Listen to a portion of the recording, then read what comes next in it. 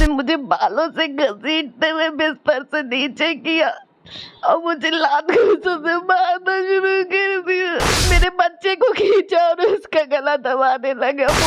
कभी कभी मीडिया के लिए भी कुछ खबरें कवर करना बहुत मुश्किल होता है, क्योंकि जब दर्शक उस खबर को स्क्रीन पर देखते हैं तो वो उसे मीडिया की ब्रेकिंग या एक्सक्लूसिव कैटेगरी से जोड़ते हैं। लेकिन आज जो हम खबर करने आए हैं वो ना तो एक्सक्लूसिव है और ना ही ब्रेकिंग है। वो खबर उस देश से जुड़ी हुई है जहाँ की राष्ट्रपति एक महिला हैं, उस प्रदेश से जुड़ी हुई है जहाँ के मुख्यमंत्री महिलाओं के लिए लगभग 1 दर्जन योजनाएं चला रहे हैं। आरक्षण की बात हो रही है, महिलाओं को आरक्षण दिया जा रहा है, लेकिन इस सब के बावजूद भी दहेज लोभी जो लोग हैं वो महिलाओं को किस तरह से प्रताड़ित कर रहे हैं और उस प्रताड़ना का शिकार जो महिलाएं हो रही हैं उनकी स्थिति बद से बदतर कैसी हो रही है, ये खबर, ये रिपोर्ट उसके बारे में है। नमस्कार, नीलकमल तिवारी के साथ मैं हूं चक्रेश और इस वक्त मैं जबलपुर के Bombay hospital and research centre के बाहर हूं। इस हॉस्पिटल के अंदर एक पीड़िता मौजूद हैं। आज घटना का 5वां दिन है। घटना के 5 दिन बाद हम यहाँ पर मौजूद हैं और पीड़िता की जो हालत अभी हमें बताई जा रही है, हम थोड़ी देर में पीड़िता से बात करने जाएंगे। तो मैं आपसे गुजारिश करता हूँ कि इस रिपोर्ट को पूरा देखिए और ये सोचिए कि दहेज के लोभियों द्वारा महिलाओं को, अपने घर की बहुओं को किस तरह से प्रताड़ित किया जा रहा है और इन दहेज लोभियों पर जल्द से जल्द और कड़ी कार्रवाई क्यों ना हो। मैं नीति जैन, मेरे पति का नाम विपुल जैन। मेरी शादी 10 दिसंबर 2017 को हुई थी। शादी के दूसरे दिन से ही मेरे ससुराल वालों ने मुझे ताने मारना शुरू कर दिया था कि आप ये नहीं लेके आई, वो नहीं लेके आई, ये करो वो करो, सारे काम कराना शुरू कर दिया था। मुझे हर छोटी चीज के लिए ताना मारा जाता था।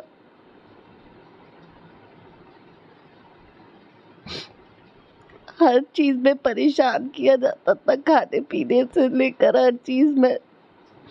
लेकिन मैं सहन करती रही कि आज सब ठीक हो जाएगा, कुछ दिनों में सब ठीक हो जाएगा, सबका व्यवहार एक दिन बदल जाएगा। कुछ समय तक ये सब चलता रहा। उसके बाद मेरा बच्चा हुआ। मेरे बच्चे के बाद प्रताड़नाएं बढ़ गई, मुझसे सहन नहीं हुआ तो मैंने अपने पापा को कॉल किया और अपने पापा के साथ घर चली गई। करीब 1 साल तक मैं अपने पापा के घर में रही। फिर वहां से किसी तरह बड़ों की समझाइश पे हम लोग में सुलह हुई और इन्होंने कहा कि मेरी और मेरे पति की बात हुई कि घर आना है तो पहले तुम्हें एक अग्रीमेंट पे साइन करना होगा। वो अग्रीमेंट इनने मुझे पढ़ने नहीं दिया। मैंने कहा मुझे पढ़ा दो, तो बोले अगर पढ़ोगी तो फिर मत आओ, इतना विश्वास नहीं है तो, और आओगी तो अपने पापा से पैसे लेकर आना। ये बात मैंने अपने घर में से पापा को बताई। पापा ने कहा ठीक है बेटा, तुम्हारा घर बन जाएगा, तुम ले जाओ। मैं कैश लेके चुपचाप अपने ससुराल आ गई। कुछ दिन तक सब ठीक रहा, नॉर्मल रहा, लेकिन उसके बाद फिर सब शुरू हो गया। मैं चोरी चोरी अपने पापा को कॉल करती थी, पापा इतने पैसे चाहिए, तो वो दे दिया करते थे। फिर मुझे मेरे पापा को पता रहती थी ये बात। फिर कोरोना आ गया और मेरे पापा चले गए और इनकी डिमांड पूरी करने वाला कोई नहीं बचा। 30 तारीख की रात को मेरे पति बहुत गुस्से में कमरे में आए। मेरी नंद ने कुछ कह दिया था मेरे बेटे को, तो मैंने सिर्फ उनसे इतना कहा था कि दीदी आपको ऐसा नहीं कहना चाहिए था मेरे बेटे को, मुझे अच्छा नहीं लगा दीदी। तो मेरे पति ने कहा तुम्हारी इतनी हिम्मत और तुम अपने घर से पैसा भी नहीं लेके आई, करो अपने भाई को अभी मैसेज। मैंने कहा मैं नहीं करूंगी। उन्होंने मारना शुरू कर दिया। मैंने कहा मुझे मत मारो, मैं नहीं ला पाऊंगी, प्लीज मेरे साथ ऐसा मत करो। उन्होंने मुझे बालों से घसीटते हुए बिस्तर से नीचे किया और मुझे लात घूंसों से मारना शुरू कर दिया। उसके बाद उन्होंने मेरा सर बालों से पकड़ते हुए जमीन पे 2-3 बार मारा और मेरा हाथ मरोड़ते हुए मेरी छाती और मेरी पीठ पर चढ़ गए। इन्होंने मेरे बच्चे को खींचा और उसका गला दबाने लगा, बोलने लगे अब बता अब करेगी कि नहीं करेगी, मैसेज बता पैसे लाएगी कि नहीं। मैंने कहा भाई प्लीज मेरे बच्चे को छोड़ दो, जो करना है मुझे कर लो। मेरे साथ अभी डॉक्टर नीति के मामा जी मौजूद हैं, जो इस घटना के बाद सागर से यहाँ पहुँचे हैं। उनके सगे छोटे भाई भी मौजूद हैं। आइए हम इनसे जानते हैं कि जब ये घटना हुई तब डॉक्टर नीति की क्या हालत थी। जी, आपका नाम? जी, बाबूलाल जैन, बड़नी कॉलोनी, सागर। आप कब यहाँ जबलपुर आए? हमें रात को 3-3:15 बजे के आसपास फ़ोन आया नीति जैन का कि मामा जी जल्दी आ जाओ, अब मेरे से सहन नहीं हो रहा है, जल्दी से जल्दी आ जाओ और मामा जी मैं बच सकूंगी नहीं, वह इतना शब्द कह के उन्होंने रख दी। तो जब आपने उन्हें देखा तब उनकी स्थिति क्या थी? स्थिति बिल्कुल ये मान के चलो कि वो जिंदा हालत में मिल गई। वो हमसे मिलना देना ही नहीं चाहते थे। वो तो मिल गई, मेरे से आते साथ गले लिपट गई और धीरे से कान में बोला मामा जी ले चलो, बहुत मारा, चलते नहीं बन रहा था, बिल्कुल धीरे धीरे आ रही थी। कैसे निकाल पाए आप उन्हें घर से? वो ने तो खुद बोल दिया कि मामा जी मैं तो आपको भी फ़ोन कर रहा था, आप ले जाओ इनको अपने यहाँ सागर रखना, 2-3 महीने रखना, जब तुम्हें अब तुम्हें हमेशा रखना ले जाइए। आप भी शायद सागर से आए हैं? हाँ, मैं भी सागर से आया हूँ और मेरी सिस्टर है, वो बुआ की बेटी है, वो नीति जैन डॉक्टर। नीति वहाँ पर नहीं थी, मेरे को बोले कि आ रही है ये वो। फिर बहुत देर बाद जैसे ही चाची गई उसको लेने, बहुत ख़राब हालत में थी।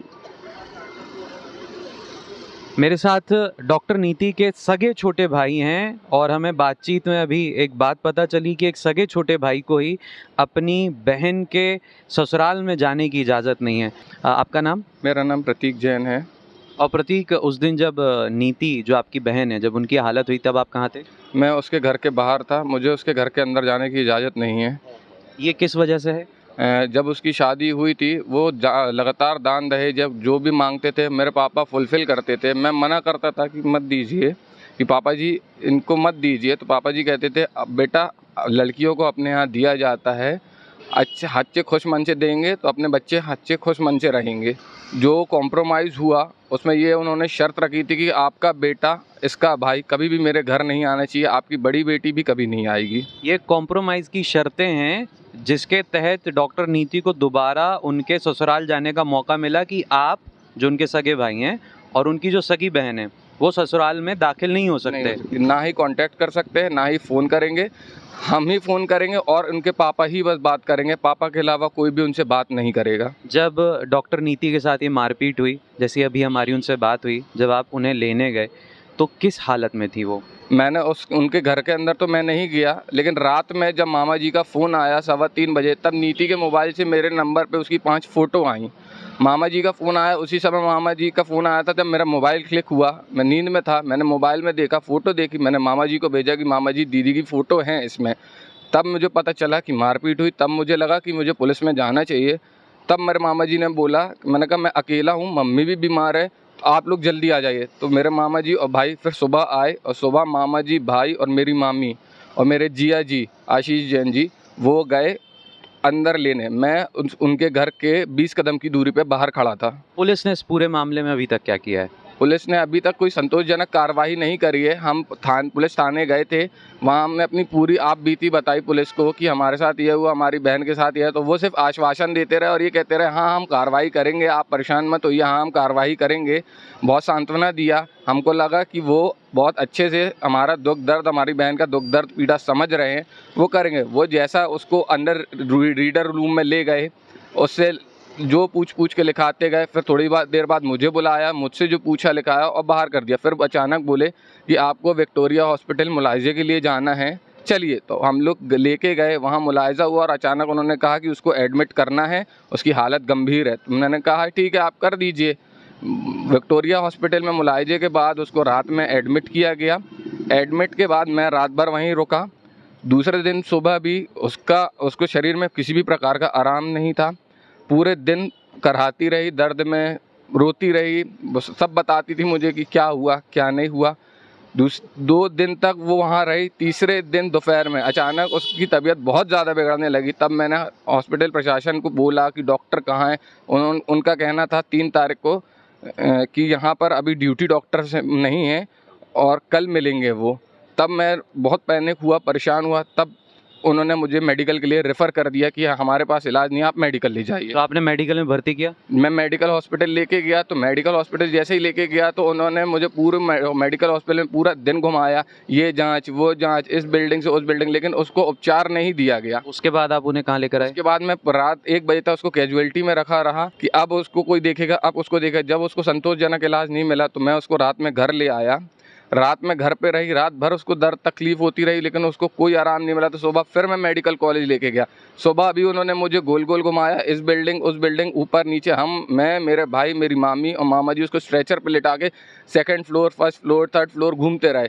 जब वहाँ हमको समझ में आया कि मेरी बहन को उपचार नहीं मिलेगा, तब मैं यहाँ हॉस्पिटल में आया और मैंने अपनी बहन को यहाँ एडमिट किया। आज जी हाँ, स्ट्रेचर में और मेरा भाई और मेरे मामा जी, मेरी मामी खींच के लेके गए पूरे 2 दिन तक। यहाँ पर मेरी छोटी बहन नीति जैन के साथ उसकी ससुराल वालों ने जो अत्याचार प्रताड़ना किया है, मैं उसके लिए यहाँ पे आई हूँ। यहाँ पर मेरे साथ शक्ति नगर से महिला परिषद, पंचायत सभा से सारे मेंबर, सारे वरिष्ठ जन यहाँ पर आए हुए हैं।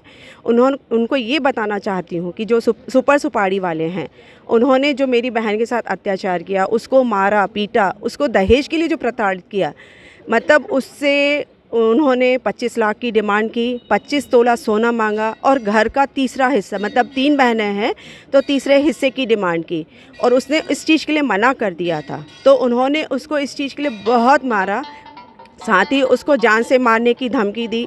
अभी तक के वो उसको लगातार कंटिन्यू प्रताड़ित कर रहे थे, लेकिन इस बार उन्होंने अपने, मतलब उसका बेटा है 5 साल का, उसको भी उन्होंने जान से मारने की धमकी दी और उसने मना किया। तो उस रात उन्होंने उसको इतना मारा कि वो मतलब बिल्कुल अधमरी सी हो गई। इस मामले को लेकर जैन समाज के लोग अस्पताल के बाहर पीड़िता के पक्ष में एकत्रित हुए। वहीं मीडिया और समुदाय के लोगों के हस्तक्षेप के बाद पुलिस सक्रियता दिखाते हुए 5 दिन बाद आरोपी के घर पहुंची, लेकिन पुलिस को घर पर कोई भी आरोपी नहीं मिला। इस मामले में हमने भी आरोपी का पक्ष जानने के लिए उनसे फोन पर संपर्क करने की कोशिश की, लेकिन आरोपी विपुल जैन ने हमारे कॉल या मैसेजेस का कोई जवाब नहीं दिया। गढ़ा फाटक में जैन परिवार की एक लिखित शिकायत हम लोगों को प्राप्त हुई है, जिसमें उनके मृतका के ससुराल वालों के द्वारा उसको दहेज के लिए प्रताड़ित करके मारपीट की गई है। उस सिलसिले में उसका MLC के लिए भेजा गया था, जहाँ से विक्टोरिया से उसको मेडिकल के लिए रेफ़र किया गया है। उसके चोटों की क्वेरी कराई जा रही है और उस संबंध में धाराएं बढ़ाई जाकर आइंदा कार्रवाई की जाती है और उसकी स्थिति पर निगाह रखे हुए हैं। लगभग 6 साल का वैवाहिक रिश्ता और उतनी ही लंबी प्रताड़ना, और उसके बाद भी कहीं कोई राहत नहीं। उसके बाद भी सिर्फ पति से प्रताड़ित होकर तंग होना, पति की मार खाना, बच्चे तक के साथ जिस तरह का अन्याय किया गया है, बच्चे के साथ जिस तरह की मारपीट की गई है, ये एक तरह से हैवानियत ही है। अभी थोड़ी देर पहले जो आपने देखा कि हमने पीड़िता से भी बात की, उनकी जो अभी स्थिति है, 5वें दिन अस्पताल में जो स्थिति है उनकी, तो उसे देखकर पहले दिन की स्थिति का अंदाज़ा लगाया जा सकता है। कैमरा पर्सन नीलकमल के साथ चक्रेश।